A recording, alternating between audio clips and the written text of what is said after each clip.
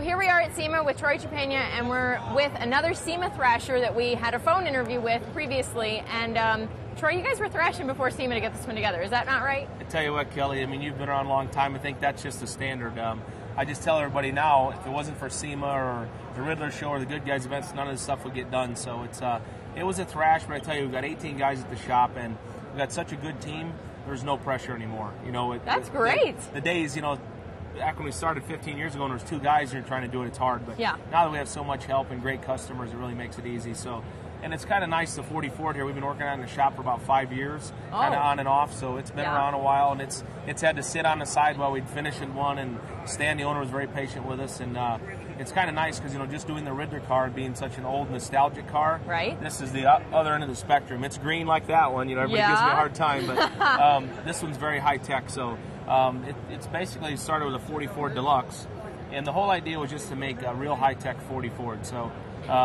You know, we've got Suzuki Hayabusa headlights, you know, that we've grafted in there. We made the grille, we've made the hood sides, the windshield frame, the doors, just really sleeked it back. And one of the neat things on the car you're not seeing right now is the top, actually the hatch opens and the top comes up like a new car, like a new Corvette. So that was a lot of work to make that work, and it's very, very elegant with the top up.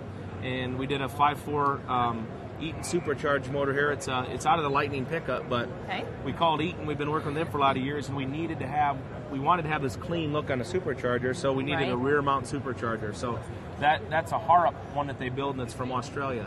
So it has a rear mounted throttle body, which gives us this real clean and non-functional look. So it's a very nice look, and it's a really. There's, you know, our biggest fear was people didn't walk up to it and think that's a fiberglass car. Right. You know, because, you know, it is all the wild cars now, when they see them like this kind of feel, they think they're fiberglass, but it's all steel. It's too straight to be fiberglass. Yeah. Well, that's a good compliment.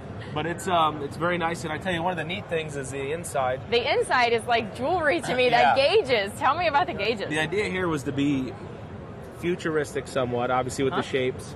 Right. But there's no buttons that you see. We run the whole car off the shifter button in the center. That turns the ignition on, starts the car, shuts the car off. And then the screen, which everybody sees that, they've got a CD player in there. Right. That's actually a Kenwood piece that has a processor in it.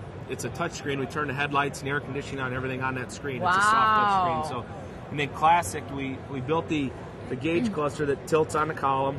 And we wanted something different, so I called John at Classic, and I'm like, hey, John, you know, they're just round gauges, but how about if we make them clear? What do you think? And, of course, he took the ball and ran with it, and, I mean, did a awesome job. Beautiful. You know, you put a lot of extra stuff in there that probably don't even belong in there, but, you know, just to get the look. And everybody that walks up and is kind of really looking at the car and they walk around, you see their face when they see that. So I think I've seen a lot of people taking pictures. It's pretty cool. You know, when we had it at the shop, I loved it, but it's almost was gaudy. You know, but they did such a quality job on it that it fits the car and it doesn't take away too much from it. But it does. You know, we just kept it all real clean and sweeping in here, and very simplistic. Then the wheels are pretty neat. Glenn at Billet did those for us, and the outer half and the center is all one piece, which is kind of common now, but we wanted just a real round radius looking wheel. It's so hard to make a statement wheels anymore. Right. You know, a wheel's a wheel. So well, but you guys do a phenomenal job picking the wheel, and you guys start with the wheel, is that right? Yes. Yeah, we start with a sketch on the paper, and then we go up with Glenn, he draws it, and we look at it, go back and forth, and do a model. And then we, you know, end up with that. And then these we actually painted just to give them a different look, you know, and it fits well. And we're going to bring it out for all the Good Guys events in the summer. Okay. Probably enter it in the Street Ride of the Year thing for the Good Guys. And it's been very exciting. I have some technical questions. Okay. What kind of paint is safe to put on wheels?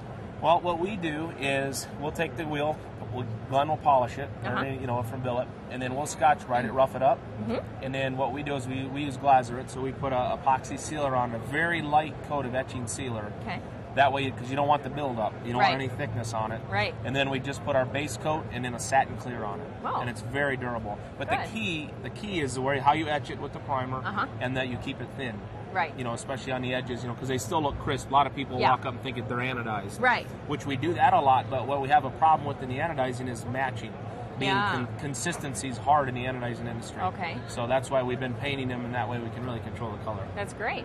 And everybody always wants to know, where's all the wires? You know, that's a great one for this one especially. Yeah, you've made it all electronic. There's got to be wires. This is by far the most high-tech car we've done. So there's 50 relays underneath the panels in here to make all these time delay switch work on the shifter and you know, to make use the headlights in the screen. So, you know, obviously that's all hidden in the panels, but by making our engine cover like we do under the hood, you know, we're getting known for that kind of look. Yeah. We started 10 years ago, actually with the Predator probably, and this one has a lot of wiring under there, but it was easy to hide under the cover. So, that's always been one of our trademarks, you know, is making the wiring go away. Right. Or if you do show it, per se, like the Bonneville race car, really dial it in. Right. And, and we, you know, we take as much pride in everything that you don't see is what you do see. Because I always tell the guys, you know, if 10 years down the road, if somebody takes one of our cars apart, I want them to take the panel off and go, man, this is nice. Yeah. You know, because I've taken cars apart, and you look behind them like, well, it looks all right underneath. So, what jerk did this? That's what we say. Yeah, because it's like, boy, it looked pretty good on the outside, but man, the backside's terrible. So, and it don't take any longer to do it right on the inside. No.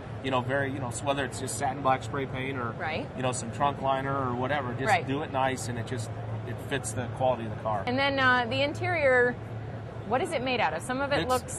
The leather is, we use a company called Edelman, and it's a high-end furniture type leather. Okay. And it's just, their stuff's a lot more unique. We've been using it for about 10 years.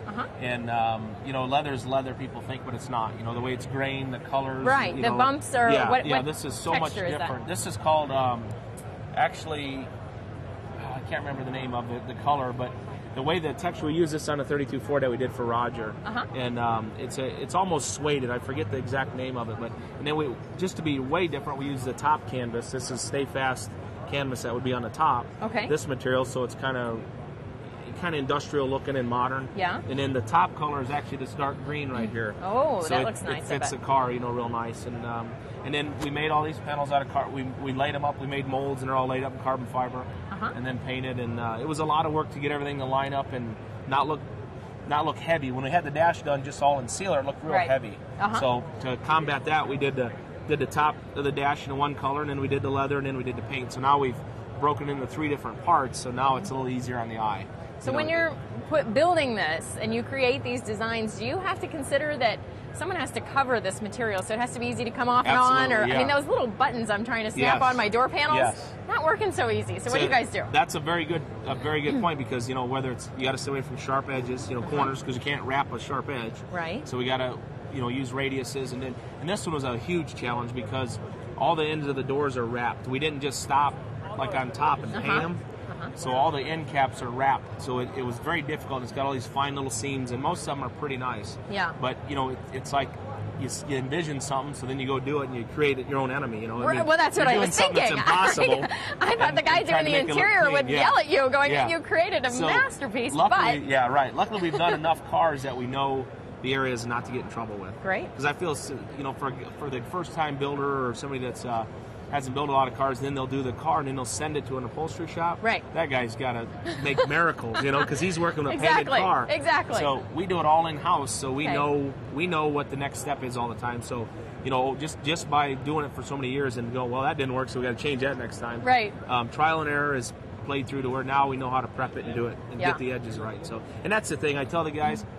Everybody expects the big things. It's the little things that make the difference. Right. The hood is made from scratch. The hood sides are built from scratch because normally they'd have a cowl line right here. Right. So that's made, the windshield pillar, the whole cowl, the windshield's all built from scratch. The doors are built from scratch. This similar line here off of 40 was taken, but this is all built from scratch. And then this area through here, the hatch comes up, the top goes up. These things fold back under, so all the mechanism, that was very hard. See, here again, you're screwing yourself because you got all these seams and edges. You know, we need to fine tune these a little more, but I mean, but this part works really nice. The top comes up and it double folds back all the way around, so the top can get through it, and then this shuts again. So we made the grill from scratch, and we've shortened everything, but you know, by keeping this, that's part of the 40 Deluxe. Right. By having that, and then we use 39 Ford trim rings, even though it's got a Suzuki Hayabusa motorcycle lens in it. Yeah. From a distance, it's like, oh, there's a 44 Deluxe. Right, yeah. They can still pick it out. Yeah. Well, you did a fantastic job once again. Oh, thank you. And it's a beautiful car, attracting a lot of attention at SEMA. Yeah, it's great. I tell you, they're always nice, but some attract more attention than others, and this one really seems to be eye-appealing.